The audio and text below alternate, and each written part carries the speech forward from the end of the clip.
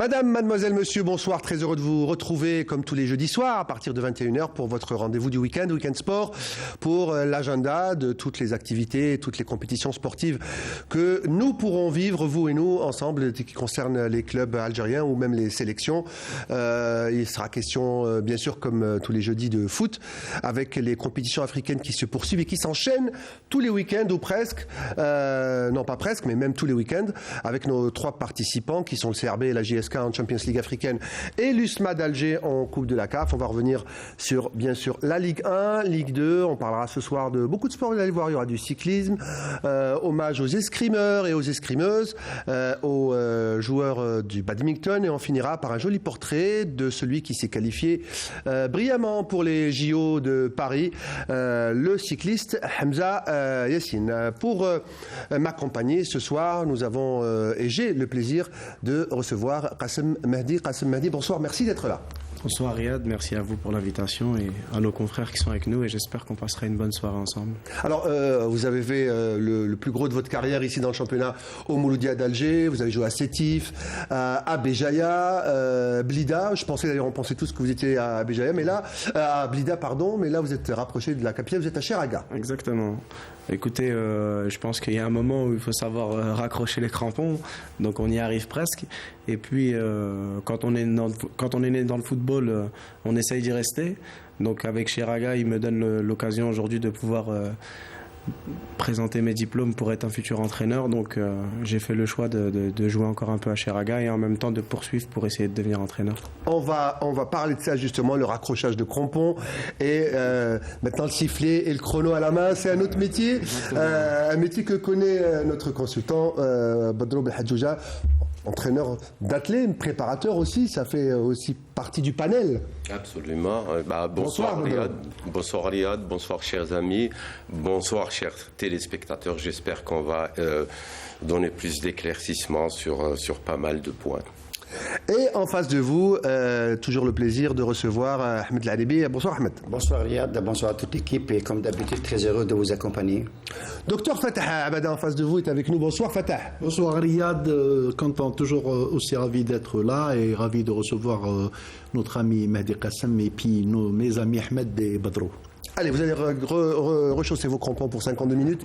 Vous risquez pas de crampons. On va commencer par les compétitions africaines.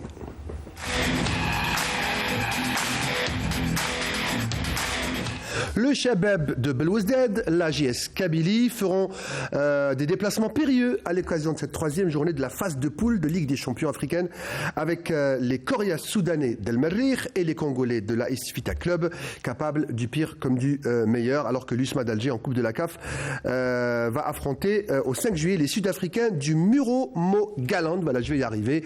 La présentation de cette journée africaine avec Saïd Felak. Par la plus petite démarche à domicile lors de la précédente journée par l'AS Tunis, le Chabab Belouizdad tentera de se relancer pour la qualification au quart de finale de la Ligue des Champions en défiant en Libye ce vendredi la formation soudanaise d'El Merrikh en quête d'une impérative victoire pour ne pas hypothéquer ses chances.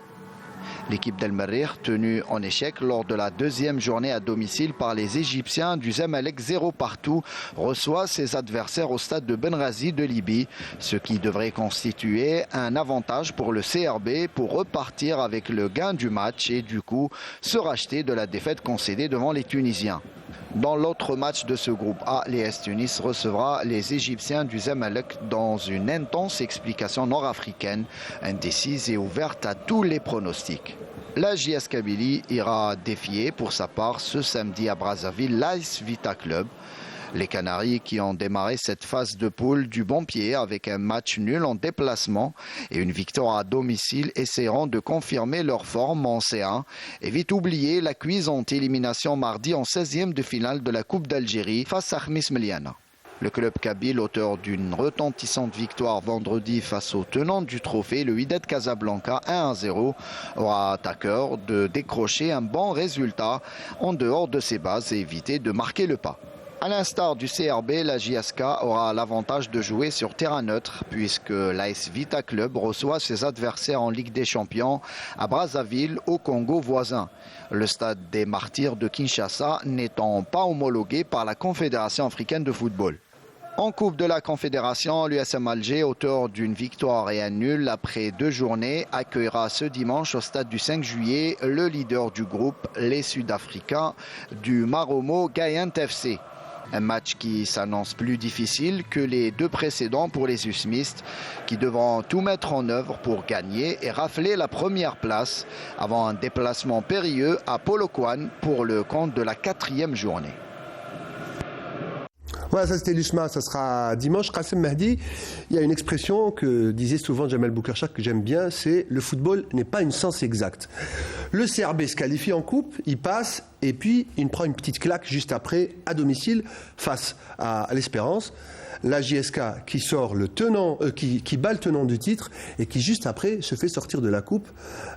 Cette compétition africaine, elle est assez spéciale. Bah écoutez, je pense que ça doit être une gestion qui doit se faire de la part du staff technique. Aujourd'hui, la JSK, je pense qu'elle a, pour parler de la JSK d'abord, je pense qu'elle a laissé beaucoup d'énergie sur le match du Wydad et elle enchaîne 3-4 jours après avec le match du SCAF en Coupe d'Algérie où je pense qu'après c'est une gestion de l'effectif où peut-être que le match du SCAF allait être plus difficile normalement dans la tête à préparer que celui du Wydad parce que le Wydad on sait très bien qu'avec la ferveur du public kabyle et au 5 juillet et on sait très bien que le joueur il est motivé automatiquement donc ensuite t'enchaînes sur 3-4 jours après avec un match de Coupe d'Algérie qui est une compétition importante ici au vu des supporters et c'est une gestion un peu de l'effectif, la fraîcheur des joueurs. Donc je pense que, je sais pas, j'ai pas regardé le match personnellement s'il y a eu des changements au niveau de l'effectif sur ce match-là, mais c'est sûr que le SCAF allait être motivé. Je pense qu'il y a eu de la fatigue. Et je pense que là tout matin, la GSK avait la tête ailleurs, en Afrique peut-être. Elle n'était pas redescendue. Peut-être qu'elle n'était pas redescendue ou peut-être en ayant battu le tenant du titre, quand même, le Wydad, qui est sur ces dernières années l'une des plus grosses équipes africaines actuellement. Donc je pense que c'est dommage parce que la JSK, elle joue tout le temps la Coupe d'Algérie à fond. Maintenant, on espère qu'ils vont se relancer le plus vite possible, déjà premièrement en championnat et ensuite en Coupe d'Afrique, parce que je pense qu'en championnat, ils ont un peu de soucis en ce moment. Et on souhaite bien sûr à la JSK de retrouver sa place, parce que ça reste un grand club. Bon vent. Hein. Il y a une question que je voulais vous poser. Vous suivez le CRB, Fatah. Comment s'est rétabli de cette défaite, le CRB ? Je dirais plutôt que c'est vraiment dommage parce qu'il ne faut pas se fier aux déclarations des uns et des autres et tout. C'est un véritable hold-up. Le mieux que pouvait espérer l'Espérance, c'était un match nul et finalement ils ont gagné. Eux-mêmes ils l'avouent, ils ont gagné. Ahmed Haribi peut nous le dire. Il était avec nous au stade. Ahmed, c'était un véritable hold-up. Oui, hold-up, mais au vu du contenu de jeu qu'avait proposé cette équipe de l'étoile, plutôt l'Espérance Taraji, je pense qu'ils ont su gérer les moments faibles. Ils sont bien sortis. Puis en deuxième temps, ils ont changé un peu de dispositif. Il y a le Libyen qui est passé à gauche. On l'a mis dans le 1 contre 1 contre Belkhiter. Il savait pertinemment que Belkhiter, dans le 1 contre 1, il est un peu faible, il est bon sur le plan offensif. Puis ça a marché. Tout à l'heure, Riyad a dit que Jamal Boukerchak avait dit que le football, c'est pas une science exacte. Moi, je dirais autre chose. Le football est imprévisible. Là, la GSK bat le tenant titre de la Champions League. On va parler des techniciens tout à l'heure. Dans le Money Time, le football, c'est imprévisible, mais les techniciens, ceux qui scrutent tout, on sait que Nabil Mahaloui, il a dû scruter le jeu du CRB pendant des semaines en vidéo. C'est l'imprévisible. Les entraîneurs, les meilleurs, essayent de le rendre le plus prévisible possible. Oui, mais pourquoi on dit le football n'est pas une science exacte? C'est le jour du match. Mais au niveau des séances d'entraînement, c'est des charges qu'il faut respecter. Pedro peut en parler parce que c'est très très compliqué au niveau des séances. Il faut être formé pour connaître ce que c'est le football et le travailler dans le bon sens. Alors, pour terminer sur ces matchs, avant de parler de ces matchs-là qui les attendent, comment les équipes algériennes vont réagir, USMA compris, Badrou, comment, on parle souvent de la gestion mentale et physique, comment les clubs font pour gérer cet enchaînement de matchs internationaux quand on sait qu'ils ne jouent pas le championnat, en fait, ils ont tous leurs matchs reportés, ils jouent en fait un match par week-end comme les équipes du championnat, sauf qu'ils jouent une compétition africaine. voilà, donc il joue un match par semaine, donc c'est à gérer par mésocycle de semaine, et je pense que c'est pas une grande charge.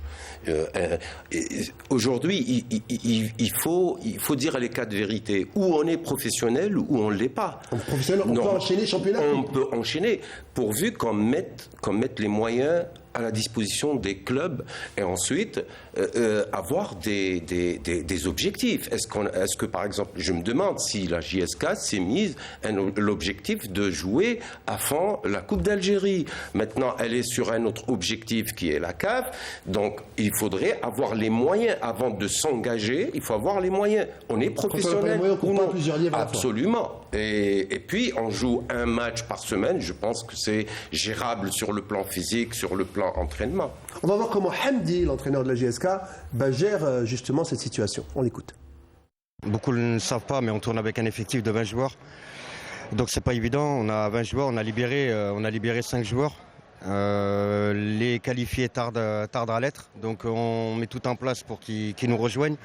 La gestion de l'effectif est très importante en ce moment. On a des matchs qui arrivent tous les 3 jours. Hier, on a fait tourner l'effectif. Il n'y avait pas le choix.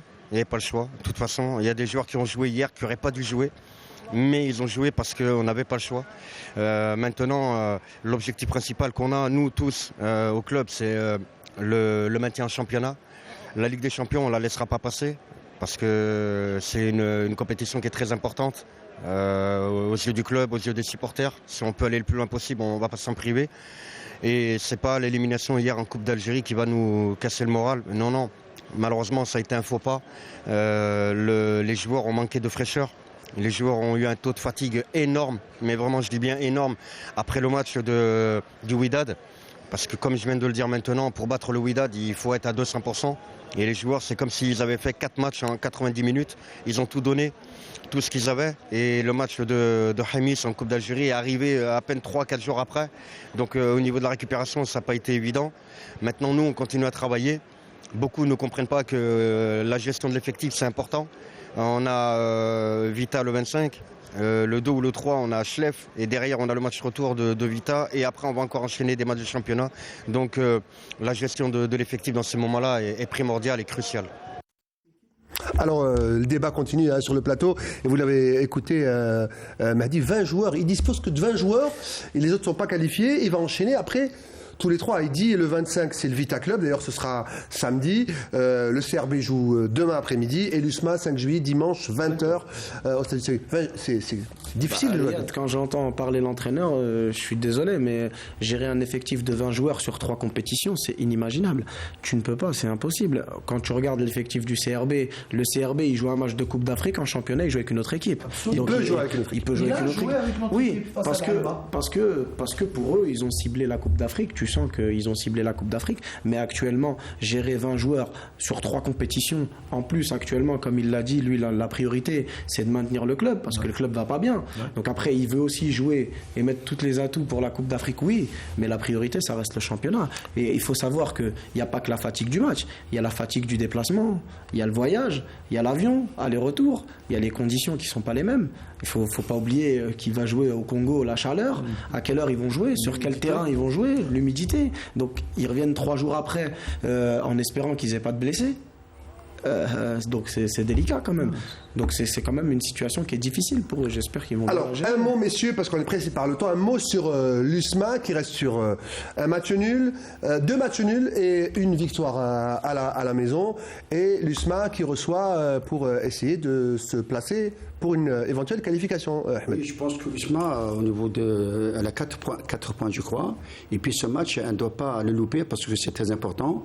Et puis j'ai envie de placer un petit mot concernant la gestion de la compétition africaine. C'est les matchs de Coupe d'Afrique, les matchs de Coupe d'Algérie, le championnat. Il faut avoir un bon mental. Et puis moi, j'arrive pas à comprendre Benchira et Hamdi. Ils ont fait reposer leurs joueurs et ils ont eu leurs dépens parce qu'ils ont été éliminés les deux, une contre le SCAF et l'autre contre Mernia. Ce qui veut dire que la gestion de l'effectif, elle est très importante.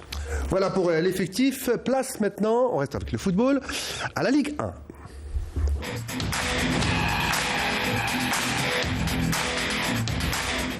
Alors Ligue 1, on va jouer ce week-end la 18e journée du championnat. Elle va être amputée de 2 matchs, pas 3, puisqu'il y aura un certain JS Kabylie Usma d'Alger qui est reporté et le Mouloudia d'Oran qui devait recevoir le CRB, ce sera reporté. Et cette 18e journée, elle est présentée par Fatah Abada. La 18e journée de championnat Ligue 1 Mobilis sera, comme les 2 précédentes, amputée de 2 rencontres. GS Kabylie, USM Alger et MC Oran CRB Louisded. Nos 3 représentants africains devraient disputer la 3e journée de compétition Ligue des Champions et Coupe de la CAF. Éliminé sans gloire en 16e de finale de la Coupe d'Algérie. Le CSC, 2e avec 30 points, ne devra pas rencontrer a priori de difficultés pour venir à bout du HBCL. Bon dernier, avec un seul point seulement, et dans l'avenir parmi l'élite est presque clos. La JS Sawara, 3e avec 28 points, considérée comme l'une des équipes les plus en forme du moment. Avec 6 matchs sans défaite, bénéficiera de la faveur des pronostics lors de son match at home face à l'US Biskra qui effectuera un lent déplacement. De son côté, l'USB, qui fait presque du surplace après 2 matchs sans victoire, tentera de relever la tête même si sa mission s'annonce d'ores et déjà difficile avec une équipe intraitable à domicile. Au stade du 5 juillet, le MCA, 4e avec 27 points, auteur d'un point précieux dimanche à Biskra, abordera sa rencontre avec le RC Erba avec l'intention de renouer avec la victoire et se relancer dans la course pour le podium. Le RC Erba, qui a renoué avec la gagne dimanche en étriant à domicile l'entente de Sétif, essayera de confirmer son réveil face aux doyens, même si les statistiques en dehors de ses bases ne plaident pas en sa faveur. À l'instar du CSC et du MCA, l'entente de Sétif dans l'aventure en Dame Coupe a pris fin sans gloire, tentera de relever la tête à la maison face au NC Magara. Ce dernier, gonflé à bloc après avoir éliminé en Coupe d'Algérie le MCA, se rendra du côté de Ain el-Fouara pour confirmer ses 2 derniers succès. L'USM Khenchla, 8e avec 24 points, recevra quant à elle le MC El Bayed, 13e et 19 points, avec l'objectif de préserver la courbe ascendante et du coup rejoindre la première partie du tableau. La formation d'El Bayed battue dimanche à Béchar est appelée à puiser dans ses ressources pour revenir avec un bon résultat de son difficile déplacement chez les Siskawa. Enfin, dans le bas du tableau, le Parado Athletic Club, 14e avec 16 points, qui commence à reprendre des couleurs sous la houlette de l'entraîneur Nedir Leknaoui, aura une belle occasion d'aligner un 5e match sans défaite dans une belle rencontre contre l'ASO, 12e avec 20 points, un concurrent direct pour le maintien. Voilà donc cette journée. Il y a un très beau derby du Constantinois, Shelroum contre Constantine. Il y a le match des promus, ceux qui viennent d'accéder en Ligue 1 ou qui sont accédés en début de saison, Khishla qui reçoit El Bayed. Et surtout, il y a le match de tous les dangers, c'est-à-dire les matchs à ne pas perdre, pour ce qu'on dit en arabe, le Hapta et le maintien. C'est Paradou ASO Schlef, match en direct que nous allons vivre demain à partir de 15h, que vous allez vivre avec nous sur Canal Algérie. Paradou ASO Schlef, aux commentaires, ces 2 messieurs, Fatah et Ahmed L'Alibi. C'est une journée intéressante, docteur. Absolument intéressante, qu'on va abréger très vite. Il y a l'enjeu des places africaines, du podium, et il y a l'enjeu de la relégation. Je m'adresserai à Ahmed et à Mehdi pour parler très rapidement de ça. Le CRB, la GS Sawara, le Mouloudia d'Alger, éventuellement l'entente de Sétif. Que voyez-vous sur le podium parce que les matchs s'enchaînent, donc qui voyez-vous réellement, mis à part le CRB? Il est loin. Il y a le CSC aussi. Mis à part le CRB, je pense qu'avec 2 matchs de retard, le CRB est bien parti pour avoir un 4e titre d'affilée. Par contre, moi je suis très content pour ce retour énorme de l'équipe de la GS Sawara. La ligne de très très bons résultats, soit en coupe, soit en championnat. Et puis il y a le CSC qui s'est fait balayer par le Parado en Coupe d'Algérie. Le CSC à chaque fois, c'est une équipe pour moi qui est irrégulière parce que tantôt elle joue bien et elle gagne, juste après elle joue pas bien, elle perd. Donc il y a quelque part quelque chose qui ne va pas dans l'effectif de Madoui. Mehdi, le Mouloudia qui revient un petit peu. Ils ont intérêt à revenir complètement. Ils ont ramené un précieux point de Biskra. On sait que ça va les booster pour revenir sur le podium, pour jouer au moins le podium. C'est clair, parce qu'ils étaient sur une phase descendante. Puis avec les objectifs qu'ils ont donnés en début de saison et le mercato aussi là, hivernal, avec quoi les joueurs qu'ils ont pris, Ben Khemassa et ceux qui sont avec, c'est un club qui doit jouer les premiers rôles chaque année. Et on voit que bon, là il ramène un point de Biskra, c'est intéressant sur le mental parce qu'ils venaient de faire une série de séries négatives.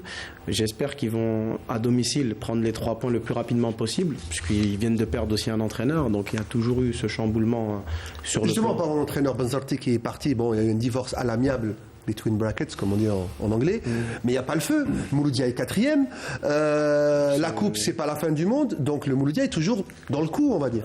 Par expérience, pour dire un peu que c'est un club que j'ai côtoyé pendant plusieurs années, la Coupe d'Algérie c'est très important au Mouloudia d'Alger. Après bien sûr on était un peu surpris de la décision de la direction par rapport à l'entraîneur, parce que bon, depuis qu'il était arrivé il a quand même fait pas mal de résultats positifs. Il a gagné les derbies, il a été faire match nul au 20 août, il gagne contre l'USMA, donc il y a quand même des résultats qui sont positifs. Après j'entends dire les gens qu'il n'y avait pas de fond de jeu, etc. Mais c'est un club où la pression est tellement monstre que des fois il n'y a que le résultat qui compte. Donc on se dit qu'il n'y avait pas le feu et tout d'un coup on entend qu'il n'est plus là. C'est des choix. Et on parle de l'autre bout du classement, le bas du classement, mis à part c'est réglé, c'est 1 pied et 4 orteils pour le HB Chevrolet, ils sont déjà en D2 pratiquement. Pour le reste, ça se joue quand même entre le Parado, Schleuf, la JSK, éventuellement le NC Magara. Ça se jouera sur quoi ?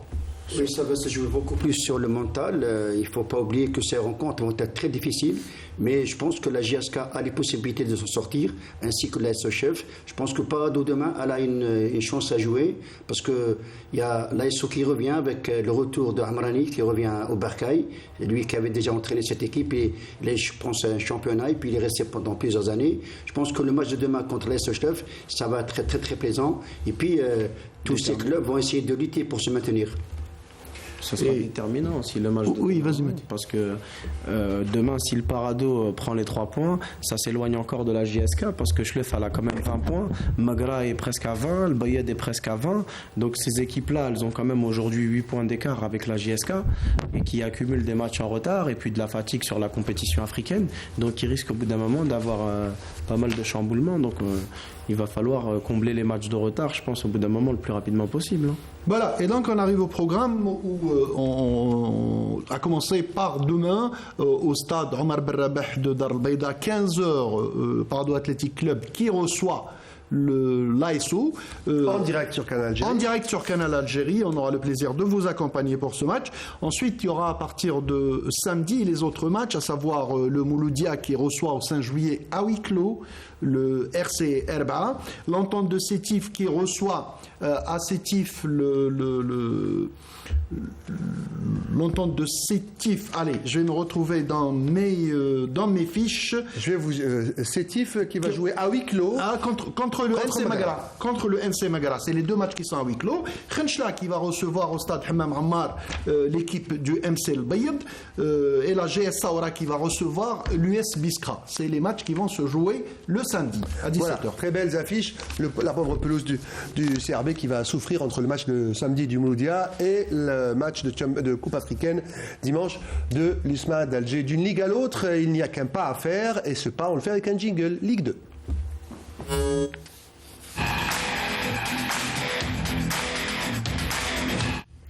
Alors en Ligue 2, on va jouer la 19e journée ce week-end, Ligue 2 de football amateur, entre vendredi et également samedi. Les matchs, la plupart seront à 15h.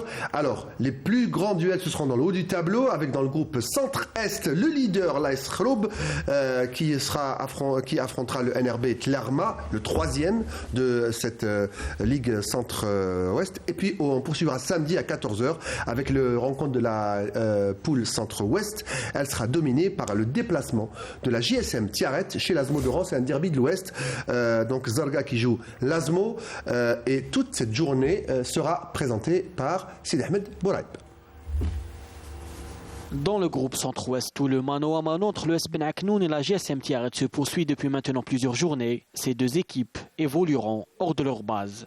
La GSMT, qui reste sur 8 matchs sans défaite, aura un déplacement périlleux à négocier sur le terrain de l'ASM Oran, qui surfe sur une série de 6 succès de rang. Ben Aknoun, pour sa part, affrontera un adversaire moins coriace, le GC Mascara, un club qui lutte pour le maintien.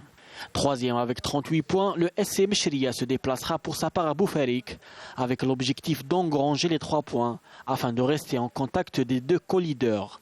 En bas du tableau, le RC Relizane Lanterne Rouge affronte le Wydad de Tlemcen, avant-dernier. L'Aïs Kharoub, leader du groupe centre-est avec une série de 9 matchs sans défaite, affrontera le 3e, le NRB Tlerma, dans ce qui s'annonce comme le choc de cette journée. Un match ouvert à tous les pronostics. Logé au 2e rang, l'US Souf accueillera pour sa part l'AS El Mlila avec l'objectif d'enchaîner avec une 4e victoire de rang.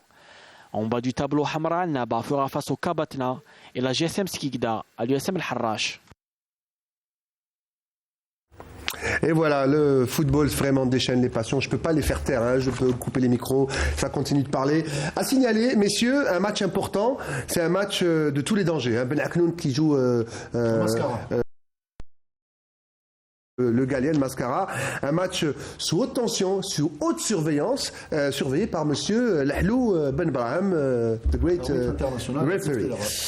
Voilà, alors le programme de cette 19e journée dans le groupe centre-est à partir de 15h, Ouelgla affronte le Semanaba, Khamis Khashna contre l'Elma, ce sera à huis clos, Ouetsouf Ain Mlila, Hamra Annaba, l'autre club de Bonn face au Cap de Batna, l'US Chaouia, JS Bourg-de-Mlaïl, Sol Roslen, Moc de Constantine, Eskhroub, Tlerma, c'est à huis clos le match du leader.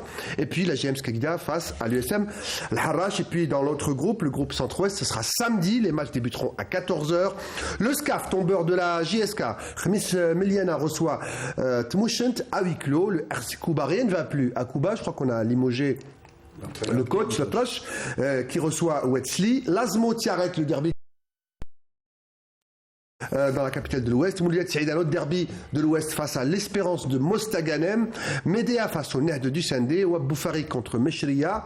RC Relizane contre le Wydad de Tlemcen. Et puis, on en parlait il y a juste un instant, le Galia de Mascara, ou le rallye de Mascara, on va l'appeler le Galia, face à l'ES Ben Aknoun, nouveau mais sérieux prétendant dans ce championnat de Ligue 2. Voilà pour le foot, mais on va rester avec le foot. C'est quoi le nerf de la guerre pour le foot, à votre avis? On va pas se mentir. Hein. Money time, messieurs.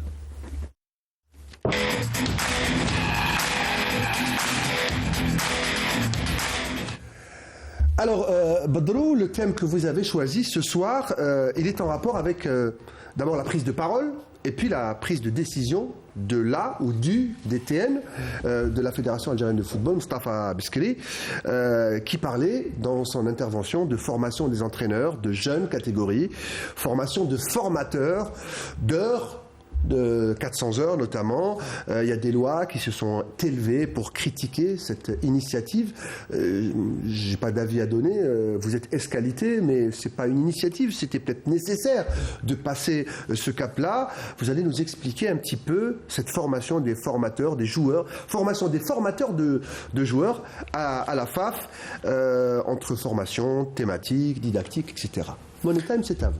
Oui, aujourd'hui, donc, c'est un thème, comme vous venez de le dire, c'est un thème en rapport à la décision prise par la DTN au niveau de la FAF. Donc, M. Biskri, j'ai écouté pendant sur Canal Algérie, oui, sur Canal Algérie. Qui est passé dimanche. Il parlait de formation des entraîneurs des jeunes catégories, plus la formation des formateurs de ces jeunes. Donc, il a parlé de 400 heures, il a parlé, donc ça rentre dans la thématique, mais ce que j'ai vu le lendemain sur des chaînes télévisées, autres que la nôtre, des voix qui se sont élevées critiquant cette initiative, que je trouve personnellement courageuse, voire seulement sa faisabilité dans les moyens à mettre en place pour cette formation. D'autres voix même de certains organes que j'ai là, des chaînes d'émissions sportives télévisées, sans les citer, bien sûr. Il y a eu des échos défavorables dans les médias. Ces voix sont allées jusqu'à jusqu'à dire que le sport ou le football, ce n'est pas scientifique. C'est vrai que ce n'est pas une science exacte, mais c'est scientifique. Aujourd'hui, il faut l'inculquer dans notre large public algérien. Sans s'arc-bouter, vous voyez, sur ce sujet, je voudrais juste dire qu'il faut respecter nos téléspectateurs et puis par là même arrêter de penser que notre société n'a pas une culture sportive. Donc les gens nous écoutent. Aujourd'hui, je voudrais dire que pour M. Biscry, que je ne connais même pas, je l'ai écouté, je l'ai entendu, je le connais par les médias, etc.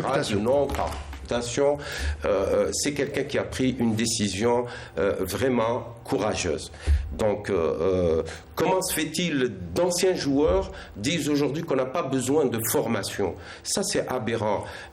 Comment il va entraîner? S'il veut prendre une équipe, comment il va faire le lien avec cette méthodologie de sport? Parce que c'est très compliqué. Entraîner, ce n'est pas une affaire simple.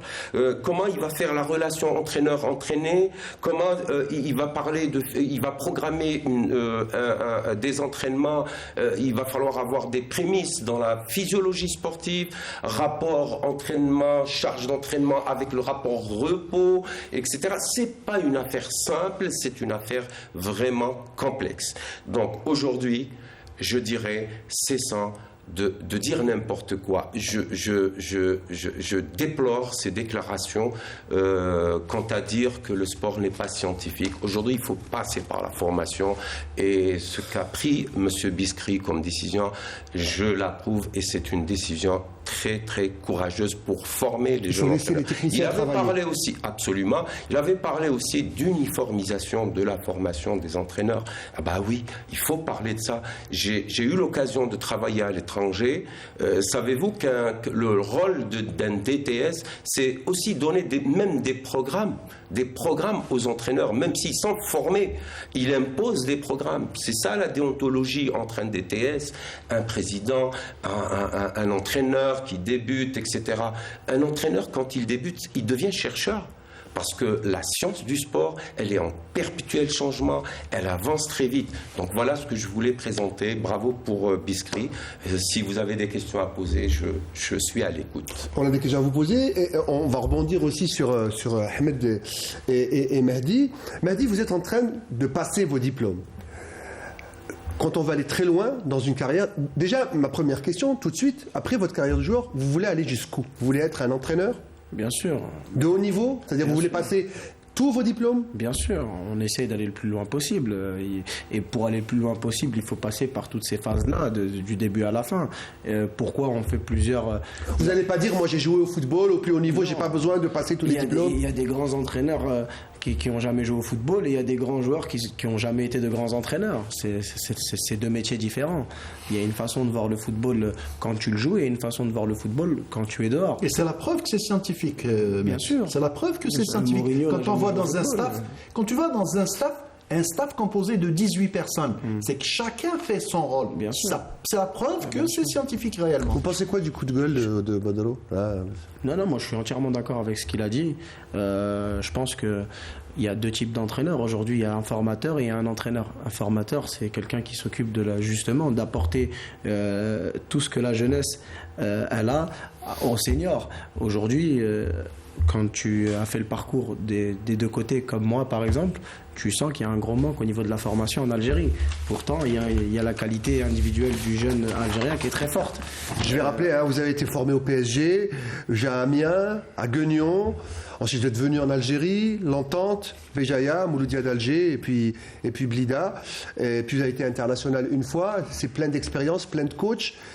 Et puis vos coachs en formation, c'était quel genre de coach? Quelle formation ils avaient? Quels formateurs ils étaient? C'est différent. La formation, ça se commence très jeune. Par exemple, moi j'ai été en préformation au PSG à l'âge de 12 ans. Donc à partir de 12 ans, déjà on t'inculque certaines choses pour arriver jusqu'en senior. Je suis sûr que moi aujourd'hui en Algérie, quand tu prends un jeune qui arrive en senior, par exemple, il n'a jamais fait de séance de musculation. Alors que normalement, à l'âge de 15-16 ans, on commence à faire de la musculation. Vous voyez un peu Vous avez joué avec des joueurs seniors quand vous êtes arrivé ici, c'est pas du tout le même cursus. Non, bien sûr, parce que il a jamais fait une séance de musculation. Il rentre dans une salle, il sait même pas ce qui se passe. Ça fait deux Notre réalisateur Bouguera, il devrait un peu cadrer Badro parce qu'il est au fil du chef. Il a parlé, ça fait 2 émissions. On avait parlé effectivement aujourd'hui. Excusez-moi, je vous coupe. Aujourd'hui, dans les pays développés, on commence la musculation à 12 ans. Avec des exigences, avec des paramètres bien définis, avec une certaine méthodologie, avec un choix d'exercices qu'il faut faire, etc. Alors, on a parlé de la formation des formateurs. Un entraîneur de jeunes, il a une formation spéciale pour les corps qui ne sont pas encore complètement formés et mûrs. C'est bien spécifique. Il y a aussi, et c'est une spécificité maintenant, une exigence de la FIFA, il y a aussi le foot féminin. Je ne fais pas de différence, mais les corps sont différents, le mental est différent. Peut-être que former des formateurs, parce qu'on va axer maintenant sur le foot féminin, la LB, c'est aussi peut-être former les formateurs adéquats aussi. Si on veut avoir un foot féminin fort, parce qu'on a entendu le sélectionneur national qui a dit « je voudrais aller en Coupe du Monde ». Ouais, mais ce que je voudrais dire, juste pour la petite précision, c'est qu'avant de parler de foot féminin, et juste je répète, pour la petite précision, pourquoi Biskri a parlé de formation de formateurs. Moi, j'ai toujours dit qu'au niveau des jeunes, on ne doit pas dire un entraîneur, parce qu'un entraîneur, c'est autre chose. On doit parler de formateur, parce que c'est un profil. Le profil, c'est quoi? Un profil de U15, U17, U19, jusqu'à la préformation. Et puis, ce qu'il faut retenir aussi dans cette fonction, c'est que être formateur, d'abord, est un métier. Vous ne verrez jamais un formateur dire que dans quelques années, je vais entraîner l'équipe senior. Non, un formateur, il est en U15, il doit rester en U15. Il est en U17, c'est un profil qu'il faut respecter. C'est une spécialisation. Oui, tout à fait, parce que nous, les entraîneurs, ils ont tous des diplômes. Mais qui va s'occuper des jeunes? Donc il faut d'abord se spécialiser. Mais si on ne s'occupe pas des jeunes, on voit par exemple, je prends un exemple Paradou, ils sont occupés de former des jeunes et ils commencent à récolter. Alors imaginez, au lieu d'un club, imaginez on en a 10. Non, parce que la formation d'un jeune joueur Riyad, pour votre information, c'est un autre monde, c'est pas facile. Là, il faut connaître d'abord. Ce qui est intéressant dans ces étapes, c'est les étapes de croissance. En fait, c'est le même amour du football, mais c'est un autre métier. Oui, absolument, bien sûr. C'est une passion aussi. Mahdi, ensuite on va finir avec Badro. Sur la musculation, pourquoi je parlais de la musculation en la commençant très tôt? Parce que quand je suis arrivé ici, il y a quelque chose qui m'a marqué, c'est le nombre de blessures des joueurs. Beaucoup de blessures. Et c'est dû à ça. C'est parce que le corps n'est pas renforcé. Parce que tu arrives en senior, on te force pour pouvoir jouer en senior, alors que normalement tu es apte déjà depuis 3-4 années, ton corps il est déjà prêt pour arriver en senior. Pedro, il est d'accord avec vous. En littérature médicale, c'est un accompagnement de la croissance. Exactement. Que ce soit pour le tendon, pour le muscle, pour le cartilage ou pour les os. C'est un accompagnement du développement. Tu ne l'accompagnes pas, il ne se développe pas correctement. La blessure la plus récurrente que j'ai pu voir ici en Algérie, c'est le ménisque. Oui, mais pourquoi? C'est parce qu'il n'est pas renforcé. Absolument. Parce qu'il n'y a pas de renforcement. Badro? Tout à fait d'accord avec notre ami, d'une part. D'autre part, moi, je voulais rebondir sur ce qu'a dit notre ami Ahmed. On ne parle pas de formation, on ne parle pas d'entraînement chez les jeunes, on parle d'enseignement de football. Il devient enseignant et c'est autre chose, c'est de la pédagogie. Ouais. Si on entraîne par exemple des seniors, ça devient la relation, elle devient andragogique. D'enseignement, d'éducation aussi. Exactement. De formation. Le respect des horaires, de tout, c'est une éducation en étant jeune, de ne pas arriver en retard à l'entraînement, d'être tout le temps en avance. Préparer un métier. C'est comme ça. Et malheureusement, quand tu arrives en senior, des fois tu vois certaines choses et tu comprends et tu te dis pourquoi il n'y a pas de formation. Laral Balé, il n'est pas formé. Et voilà. Alors pour finir, on a dépassé, mais il me faut que je vous pose cette question sur le diplôme que devrait avoir un entraîneur en championnat, en Ligue 1. Biskri dit qu'il faut se mettre au niveau de la CAF et avoir un diplôme CAF A, licence CAF A ou un diplôme de 3e degré. Au 3e degré ou un diplôme de l'UEFA Pro. Vous allez essayer d'avoir tous vos diplômes. Est-ce que pour vous, on peut, par exemple, se contenter d'un diplôme homologué par le ministère, par exemple, où il faut aller chercher les diplômes les plus hauts? On a vu Hamdi qui n'a pas pu coacher en Coupe africaine. C'est pas possible de pouvoir dire ces choses-là parce que le foot, il évolue. chaque année, on apprend de nouvelles choses dans le football. C'est comme chaque métier. Donc aujourd'hui, avant, il y avait certains diplômes. Aujourd'hui, il y a d'autres diplômes. Le football des années précédentes n'est pas le football d'aujourd'hui. Avant, il n'y avait pas de marquage de zone, c'était du marquage individuel. Aujourd'hui, on a évolué, c'est du marquage de zone. Et dans 5 ans, ce sera autre chose. Et dans 10 ans, ce sera autre chose. Donc, tu es obligé d'aller avec les aléas du football. C'est des mises à jour. Tu es obligé. Il veut dire que dans le football actuel, ça va tellement vite qu'on ne sait même pas de quoi ça va faire demain. Et c'est ce que disait notre ami le docteur tout à l'heure. Par exemple, si vous avez regardé le match du Barça contre Manchester la semaine dernière, ils ont fait montrer une caméra où il y avait une dizaine de gens qui travaillent pour Manchester qui étaient sous des ordinateurs et chacun avait son métier. Et pourtant, il y a tout un staff technique en dessous. Donc, tu es obligé d'aller avec la progression du football. Voilà, il y a même des entraîneurs maintenant qui se préparent à créer des logiciels pour parer à toutes les tactiques adverses. Ça laisse pantois. En tout cas, il faut mieux être formé et armé pour espérer gagner. Voilà pour les foot. On va passer au volleyball. Jingle. Handball plutôt. On va passer au handball.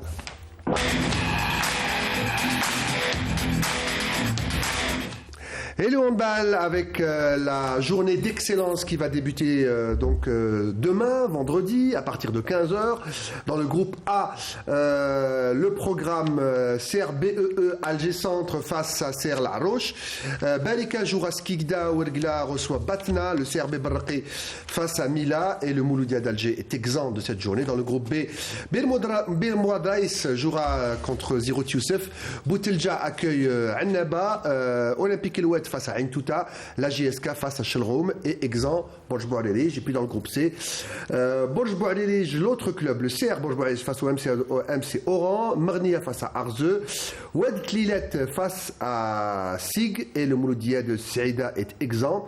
Et puis la grosse affiche, et on va le voir dans quelques instants, c'est le Hillel Beladiet El Biar chez les garçons. On va également en parler tout à l'heure chez les filles, qui va accueillir la JS Saoura. El Biar qui s'est préparé pour cette affiche en espérant bien sûr monter en tête du classement. On va me dire dans quelques instants si on peut écouter les réactions avant ce match des joueurs de El Biar. On va écouter d'abord l'entraîneur Lamine Salhi. ضد فريق الثوره اللي راهو في المرتبه الاولى. حنا ثاني رانا في مرتبه نقولوا ثانيه ان بوان. سي ان ماتش كوم لي زوت رانا بريباري فيه عادي كما لي ماتش اللي جازوا. ان شاء الله نكونوا في المستوى وان شاء الله يكون خاصه يكون نيفو تاع المقابله يكون طالع شويه هكذا وموا نعاونوا الفريق الوطني باش يعمل نتائج جيدة في الاستحقاقات القادمة إن شاء الله. On se prépare sereinement pour ce match-là face à l'équipe de GS Saoura. Une équipe vraiment, une bonne équipe. On a vu qu'ils ont fait de bons matchs. Ils ont gagné tous leurs matchs. Ils sont premiers. On est à un point de différence de cette équipe-là. Et on va essayer de les titiller ce vendredi-là pour espérer gagner ce match.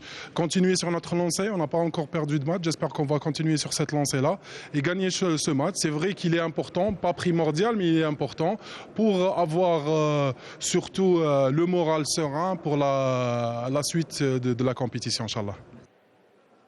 Voilà donc, c'est bien sûr Lamine Salhi, l'ancien international, et puis le gardien Abdallah Benmenni. Voilà pour les garçons. Maintenant le programme chez les dames en excellence dans les deux groupes, le groupe A et le groupe B. Le groupe A vendredi et samedi avec Ouzlagen qui accueille Mouloud Mamri à 11h du matin. Il y aura samedi l'AHB Oran face au NRKG Alger, ce sera également à 11h, et puis à 15h il y aura le CRD Douche-Mourad face à l'ASFAC Constantine à 15h. Et puis dans le groupe B, vendredi, Boumerdes accueille le NRF Constantine à 11h. Même horaire pour le HHB Saïda face au SC Mila. Badjarrah reçoit le OGS Constantine 15h. Et également CSA Ouassi face l'USC Akbou. Et puis il y aura le derby algérois entre le Hillel Beladiet El Biar et le Moulia d'Alger. Ce sera à 17h30. Et sur ce match, on va écouter d'abord le coach de cette équipe d'El Biar, toujours au micro de Salah Delbel, comme c'est l'été pour les garçons. Elle a fait le déplacement à la salle des entraînements des joueurs d'El Biar. On va écouter l'entraîneur Fatih Moulay. Comme je vous ai dit, cette première phase où les 4 premiers se qualifient pour le deuxième tour, n'importe rien au Mouloudia et à notre club. Tout le monde pense au deuxième tour, au play-off, d'être à 100% pour les play-offs. En ce qui concerne ce match, on va jouer pour le gagner. Mais je pense que le Mouloudia ne sera pas comme le match de coupe, seront mieux préparés que le match de coupe. Et Inch'Allah, vous verrez un bon match. Nos objectifs sont de tout rafler, pourquoi pas cette saison. Et on va essayer d'aborder ce match le plus sérieusement possible. On va essayer d'être discipliné, tactiquement, sur le terrain. Et on donnera tout ce qu'on a, Inch'Allah. Les éternels rivales, la revanche peut-être pour le Mouloudia. J'avais dit Hilal Beladiet, excusez-moi, c'est bien sûr Handball Club d'El Biar. Et puis pour les garçons, Saoura se déplace en leader face à une équipe d'El Biar chez les messieurs qui voudrait prendre la place de leader. Voilà vos rendez-vous de handball. Maintenant, on va d'abord un mot de tennis avant de parler d'escrime où les joueuses algériennes, Maria Badache et Wissel Boujmaoui, ont composté jeudi leur ticket pour les demi-finales du tournoi qui se déroule, tournoi junior J30 de tennis qui se déroule à Alger. Badache, tête de série numéro 2, s'est qualifiée aux dépens de l'italienne Aurora Corvi, 6-2-6-2 lors de cette demi-finale. Et puis demain, Badache affrontera la gagnante du match qui oppose la française Jeanne Liboz à la tunisienne Lina Soussi, tête de série numéro 2. Voilà donc pour le tennis. Et puis bonne nouvelle pour les escrimeurs et escrimeuses, les jeunes, parce que c'est des juniors. Ils viennent de rentrer avec 9 médailles, dont 2 en or, et une deuxième place pour l'Algérie à Accra, championnat d'Afrique, qui se déroule au Ghana, la sélection algérienne d'escrime, qui totalise donc 9 médailles, 2 en or, 5 en argent et 2 en bronze. Là, on voit la sélection de badminton, puisque les 2 sélections sont arrivées à quelques heures d'intervalle. Les joueurs de badminton également, qui ont remporté 7 médailles, 1 en or, 2 en argent et 4 en bronze, à l'issue de la dernière journée du championnat d'Afrique des nations, individuelles et par équipe. C'était à Johannesburg, en Afrique du Sud. Alors, on va écouter quelques réactions recueillies au micro de la télévision algérienne. Alors, on me dit si on va écouter le badminton ou l'escrime. Alors, l'escrime avec la jeune Kautar Belkebir, qui était déjà qualifiée au JO, la jeune athlète, et puis Abdelrahman Sami. En junior, j'ai pu avoir 2 médailles d'or, individuelles et par équipe. On a pu battre l'équipe de l'Égypte en par équipe, en individuel, et on a fait une finale 100% algérienne. On a fait un bon résultat au Ghana. On a raflé la deuxième place, soit par équipe, soit individuelle. La plupart on s'y attendait. Il y a des personnes qui ne s'y attendaient pas. Ils ont tout donné. De toute façon, l'équipe a tout donné, que ce soit par équipe ou individuelle. Et il y a des médailles d'or, il y a des médailles d'argent, mais la plupart des athlètes, on a eu la deuxième place, en général, de la compétition. Et voilà, on va maintenant parler de cyclisme avec un athlète. Je parlais des JO il y a quelques instants. Et il y a un athlète qui a décroché son ticket pour les JO de Paris en 2024, Bodro. D'abord, c'est un nom du cyclisme en Algérie. Les Hamza de toutes les générations ont connu et ont fait la gloire du cyclisme algérien. Mais la plus grande compétition sportive du monde, ça reste des Jeux Olympiques. Ce garçon, il s'est qualifié aux JO en remportant une deuxième place au championnat d'Afrique à Accra, au Ghana. Et quelques semaines avant, il ne savait même pas s'il allait réussir sa saison, puisqu'il revenait d'une fracture de la main. On va regarder du poignet. On va regarder ce portrait qu'a fait de Hamza Yassine Loubna Bourouis du service des sports de la télévision algérienne, le premier qualifié pour les JO de 2024. Et on revient, si vous voulez, on en discute. On regarde. J'espère poursuivre ma préparation pour les JO et honorer l'Algérie. Un rêve qui se concrétise grâce à sa volonté inébranlable et sa grande détermination. Hamza Yassine a l'amour du vélo dans le sang. Comme presque tous les Hamza, il est tombé dedans quand il était petit. Le voilà poursuivant son ambition à coups de pédale, caressant le doux rêve d'une médaille olympique. Je commence les entraînements dès maintenant parce que la saison sera longue ainsi que la saison prochaine. Je vais monter doucement en puissance et préparer le Tour d'Algérie, qui sera ma prochaine compétition après le championnat d'Afrique. Je me prépare petit à petit avec un temps de récupération. Ensuite, j'augmenterai l'intensité des charges pour travailler l'endurance.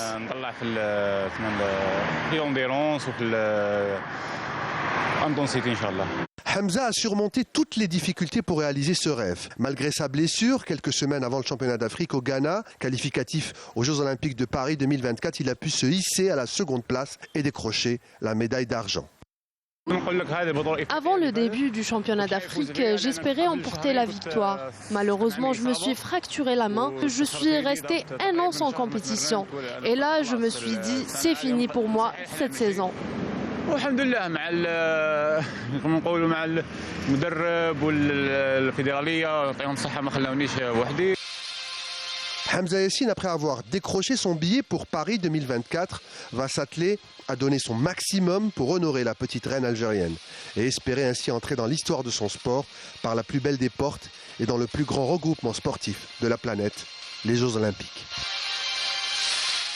Badro, avec l'athlétisme, nous on est des spectateurs, nous les journalistes, on est des spectateurs privilégiés du sport de haut niveau. En fantasme, vous savez, m'a dit sur le haut niveau, mais on approche les athlètes de très près. Moi, mon expérience avec le cyclisme, c'est des athlètes qui ont une très très grande volonté, un énorme travail. Quand on dit athlète, pour l'athlétisme ou pour le cyclisme, c'est la vraie définition du mot. Je le dis souvent, mais j'ai discuté avec des jeunes coureurs. Parfois, je me rappelle de Hakim Hamza qui était capitaine de l'équipe nationale à une époque, qui me disait à un moment donné, j'avais tellement mal partout dans mon corps, tellement je souffrais après des étapes de montagne, j'avais même mal aux cheveux tellement j'avais mal partout, et j'espérais pouvoir casser mon vélo pour avoir le prétexte de ne plus souffrir. Le sport, c'est de la souffrance aussi. C'est de la souffrance, surtout quand il s'agit de disciplines telles que le cyclisme ou l'athlétisme ou autres. C'est vraiment des disciplines de souffrance. C'est vraiment, il faut s'engager à fond, il faut avoir un mental de fer, parce que la souffrance, elle est poussée au bout. À son paroxysme. Oui, absolument. Et puis là, je voulais rebondir parce qu'on avait connu Hamza Majid, Hamza Farouk, aujourd'hui un autre Hamza. D'abord, félicitations pour c'est une dynastie. Oui, c'est une dynastie. Et puis, je voulais aussi dire que peut-être le téléspectateur va dire qu'on pédale avec les pieds, avec les jambes, on a les jambes lourdes, et il a eu une blessure au niveau du poignet. Donc, on pense peut-être que ce n'est pas grave. Si, c'est grave parce que pendant des kilomètres et des kilomètres, on est sur les appuis on s'appuie sur les poignets aussi. Il y a un mal des fibres musculaires et des cellules musculaires du haut jusqu'en bas. Donc, vous voyez un peu, ça touche toutes les fibres musculaires. Parfois, on perd même la lucidité, parfois. Absolument. On rentre dans un autre monde. C'est comme le marathon, par exemple, les 42 km 195. L'athlète, il se remémore toute sa souffrance pendant les entraînements, etc. C'est vraiment poussé à bout. Donc, félicitations pour ce jeune. Et voilà. Non, moi, je donne l'exemple de Hamza. Mahdi, c'est pour dire qu'un athlète de haut niveau, quel que soit son sport, c'est une dévotion, c'est des exigences énormes. Il faut se sacrifier. Vous parliez tout à l'heure de formation. Dès le jeune âge, on ne peut pas être footballeur professionnel et vouloir gagner beaucoup de matchs en n'étant pas exigeant avec soi-même aussi. Bien sûr. On va résumer tout ça sur la détermination. C'est personnel. C'est toi et ton envie, mais c'est sûr que c'est beaucoup de souffrance. Comme disait notre ami Badro, c'est surtout dans la tête. Les gens pensent que c'est physique, mais la plupart du temps, c'est mental. C'est 80% du mental et 20% du physique. Ça me rappelle, Mokhtar va me rappeler son invité, le grand champion Thaï, qui était sur 52 chronos il y a une semaine, je crois, oui. Et que vous avez écouté avec Hanni. Mokhtar va me rappeler son nom, qui disait... Diafet, qui recevait des jeunes athlètes, il a dit Dida, je l'ai regardé dans les yeux, celui qui n'avait pas faim, qui n'était pas mort de faim, pour moi, il ne serait pas champion. J'ai besoin de quelqu'un qui en veut, qui a de la volonté et qui a envie. Et je pense que tous les coachs, vous le serez, vous l'êtes, vous l'êtes aussi.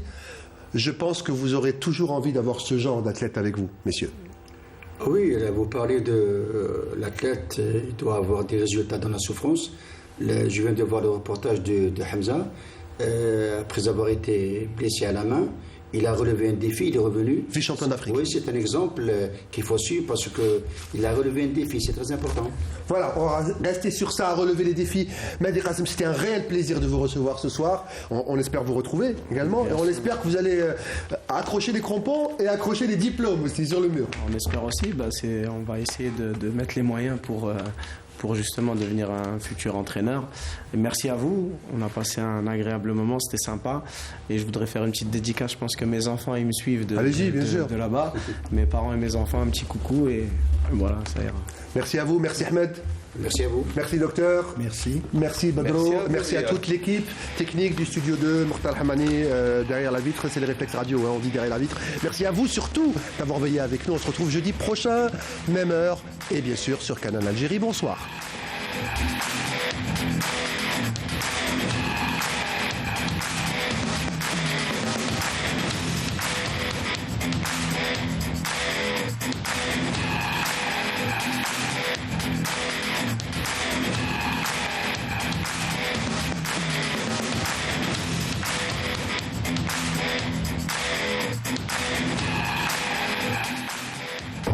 مباريات الرابطة الأولى موبيليس الراعي والشريك الحصري للرابطة الأولى المحترفة